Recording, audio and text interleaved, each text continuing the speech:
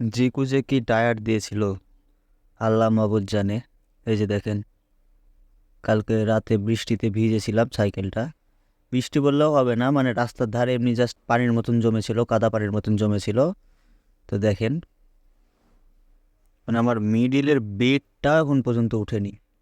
আর এটা আমাকে, এই টায়ারটা আমি পেয়েছিলাম গত বছর অক্টোবর মাসে, তখন থেকে টানা ইউজ করছি। আমি স্টান্ট তো করি, আর পাশাপাশি লং রাইড অনেক দিই, মানে প্রতিদিন সিটির মধ্যে 10 থেকে 12 কিলো আমার সাইকেল চালানো হবেই, মানে প্রতিদিন সর্বনিম্ন। এর থেকে বেশি হবে তাও কম হবে না। দেখেন কি অবস্থা মিডিলে।